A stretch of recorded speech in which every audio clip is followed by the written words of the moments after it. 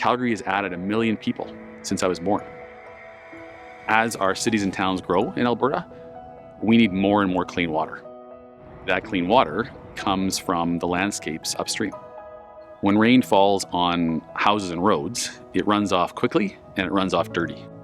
When rain falls in a landscape like this of healthy grasslands and forests, it stores the water, it slows down the runoff, and it cleans the water. There are still these operating ranches in the foothills in southern Alberta, and these ranches play a vital role in terms of protecting our water sources and making sure our water is clean and making sure it doesn't run off too quickly. At the end of the day, it's pretty simple. Do we want the water that's coming to our cities and towns to come fast and full of pollutants, or do we want that water to come clean and slowly? It's really important that we're keeping the water clean because that's where the source water is for all of the prairies, is coming through land like ours. It's not just our own livelihood that we're protecting when we're protecting the land that we live on and work on. It's everybody downstream.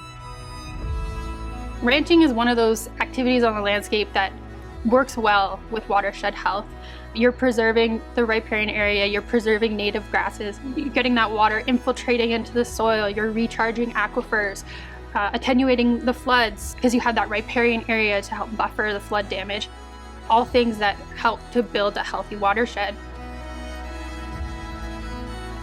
Working with the ranchers, we're able to learn from them and also share some of our knowledge from a science perspective and help them better manage more sustainable grazing practices in the long term.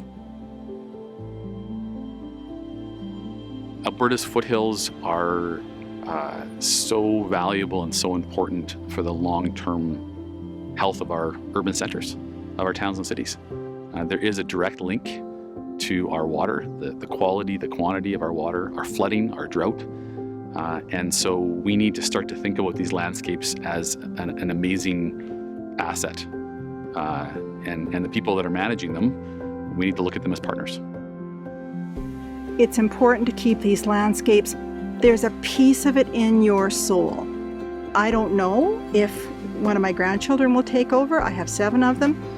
If they don't, I still hope that we can configure this so when we're done with it, it will still remain the same. That's why we put the conservation easement onto about half of the ranch, so it remains just like this.